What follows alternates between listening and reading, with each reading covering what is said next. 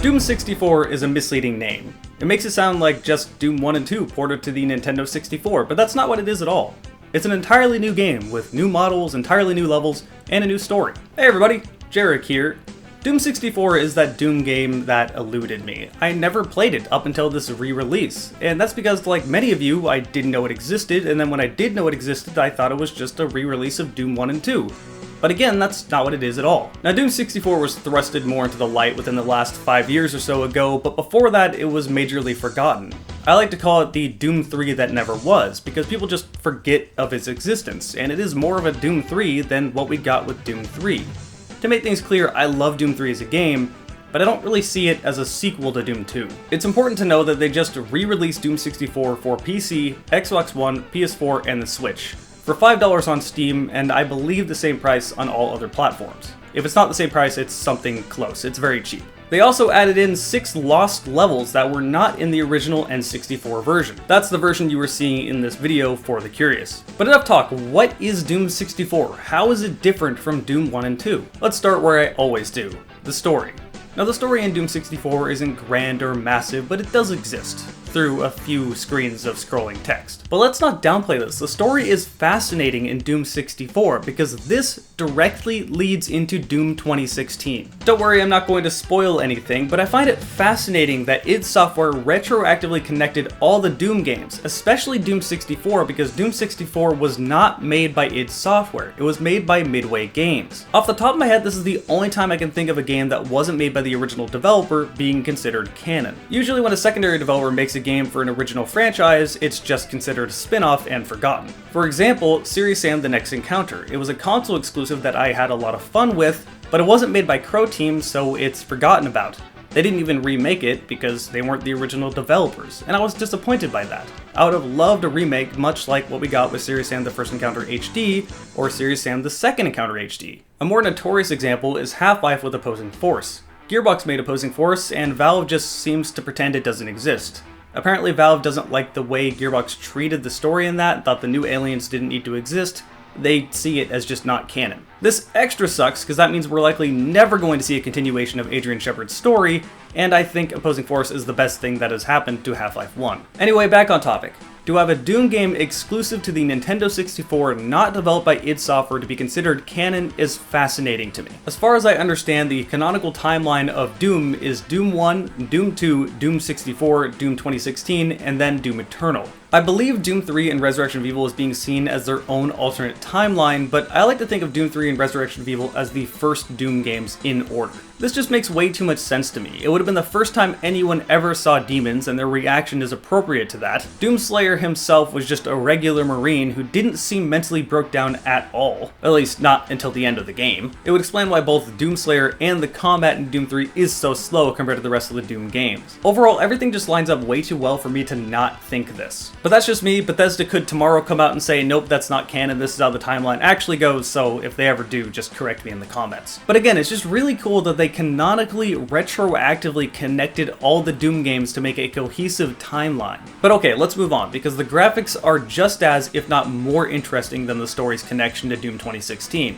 This game is running on the original Doom engine, but it's using actual 3D models for its environment. Now the weapons and enemies are still sprite-based, but the walls, the ceilings, the ground, all of that are actual models. As far as I can tell, this is the first time real models were used in the original Doom engine. It gives it a totally different look, something that looks almost more like Jedi Knight Dark Forces 2 or Quake. Yet at the same time, the sprite-based animations of the enemies and the weapons just seems to age better with me. To me, this looks better than what we ended up getting in those late 90s early 3D model experiments. And as I'm sure you've noticed, they didn't just take the art style and sprite works from Doom 1 and 2, they totally remade everything. The art style is a lot darker, almost gothic looking. Sure, Doom 1 and 2 had levels similar to this, but never quite to this degree. It definitely stands out on its own. While it's obvious what all the enemies you're looking at are, they look quite a bit different from their original Doom 1 and 2 counterparts. Some didn't change much at all, say the original Marines are still the original zombified Marines. The Pinky is still the Pinky, although it looks a lot more gnarly, but some of them look drastically different while still being obvious what they are. The best example of this is the Pain Elemental. The Pain Elemental now has 3 faces, its side faces spitting out the lost souls.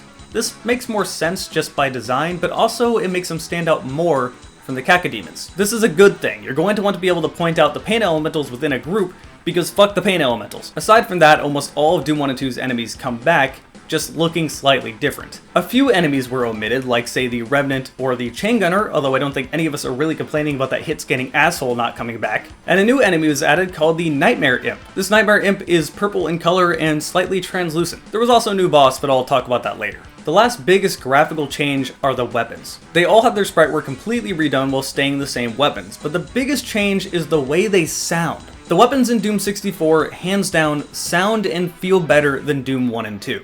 Not only do the sound effects have tons more bass added to them, but the weapons have a lot more screen shake and recoil, and on top of that, there's extra sound design thrown into this game as well. The gunshots are going to have a lot more reverb when you're standing inside, which is fascinating because this is the original Doom's engine they're doing this with.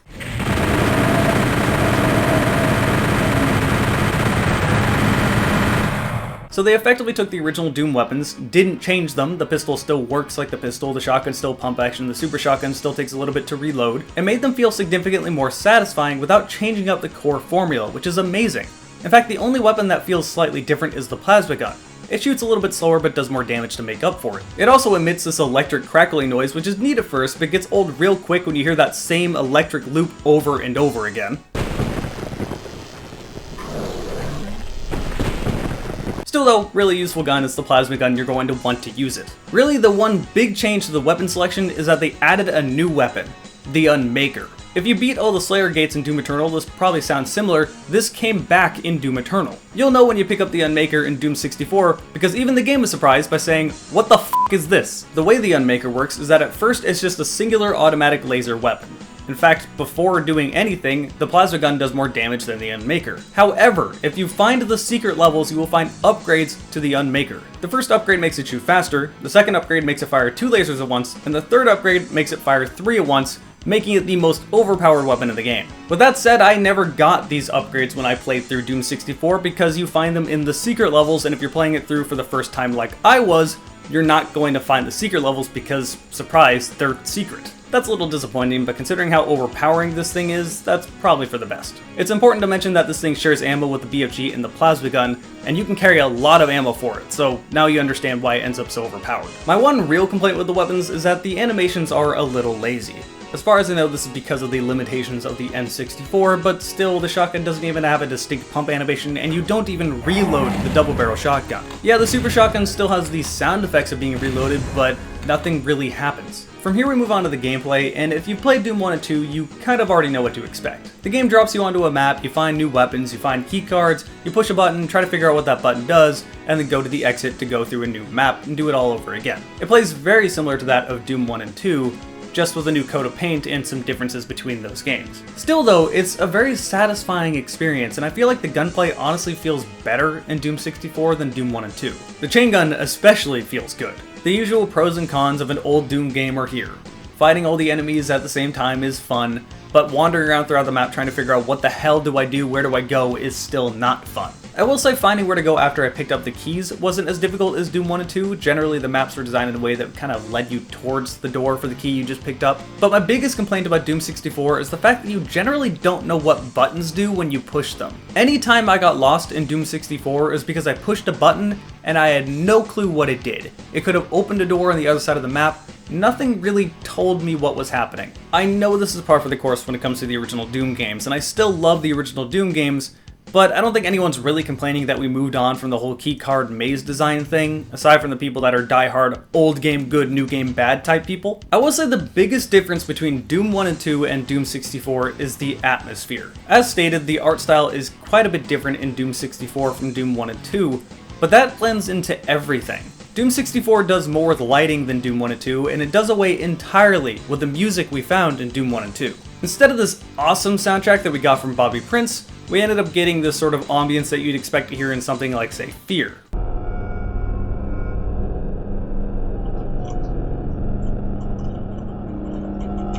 Don't get me wrong, this is high quality and fits Doom 64 incredibly well, but I can't help but feel disappointed. Doom 1 and 2's music is awesome. I'll listen to it without even playing the game. And this I wouldn't listen to without playing the game. I understand they're going for more of the horror vibe here, but come on, it's Doom 1 and 2 music. If we were making a game that's supposed to live off the legacy of Doom 1 and 2, you have to follow that music. Imagine remixes of Megadeth or Testament having MIDI renditions of, say, Peace Sells or Souls of Black. Instead, they went all in with the horror aspect, and it's not bad, it's just not what I would have wanted. Again, this doesn't take anything away from the game, it's still very fun, but you get my point. In fact, my only real complaint with Doom 64 is the final level. The final boss is a complete bitch. Many people told me that Doom 64 was a very difficult game, but I actually found it to be significantly easier than Doom 2. This is probably for two different reasons. The first one is that they played it over 2 decades ago when they were much younger and not as good at video games. And the second is that unless they have a prehensile dick, there's no way the N64 controller is going to feel natural to you, especially for shooters. This game has to be a lot easier with a keyboard and mouse. I can't imagine playing the last level with an N64 controller, which was the only time I struggled in the game. The final level spawns you in a room with a ton of different ammo, so you know you're going to be fighting a bunch of different enemies. Once you leave that room, it locks you out of the room. At this point, you're just locked into a big circle room with tons of enemies you're fighting against, and if you don't know any better, you're going to end up using all your BFG ammo to fight off all these enemies, especially since you get a lot of pain elementals that you need to focus on, and there's going to be a lot of lost souls. The pain elementals, by the way, are way more of a problem in this game than they were in Doom 2, and they were already annoying in Doom 2. They seem to spawn more lost souls than usual, and the lost souls seem to be more aggressive. Anyway, once you kill all of these enemies, then the final boss shows up, and you get no time to prepare. No extra ammo, no health, well, aside from a supercharge, next to the boss, that's it. This boss will send out 3 fire attacks on the ground. If it hits you, it will launch you into the air, and a bunch of homing rockets to fire out at a 90-degree angle, then home onto you. These things travel as quickly as you do, lock onto you extremely well, and because of their angle, you can't really use cover effectively, trying to hide behind that wall where they're going to go right around the wall anyway. Now, this boss is not really that big of a problem if you know this is coming. If you have BFG ammo, whatever, just BFG it. It's, you know, a little bit of a challenge, but not really undoable by any means. However, if this is your first time playthrough, you're going to get fucked. This is a terribly designed level. If they just gave you more ammo and health in between these 2 battles, it would have been fine. But the fact that you're in an open room with nowhere really to go makes this boss absolutely suck. It's important to mention that if you found all the secret levels and upgraded the Unmaker all the way and had ammo for the Unmaker, this boss is just laughably easy. The Unmaker is that overpowered. The reason I know this is that because with the re-release of Doom 64, they added 6 new lost levels. These are supposed to connect Doom 16 to Doom 64. But in these lost levels, you end up finding the upgrades for the Unmaker and fighting this boss again, and it really is laughably easy, and it feels really good because fuck this boss.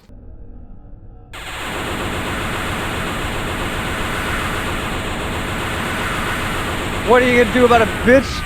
Get fucked! To be fair, that whole level is designed better with more ammo, more health, more cover, and it's just more fun. Doom 64 was received relatively positively amongst critics, getting mostly a 7.5 out of 10, or in some cases, a 90 out of 10.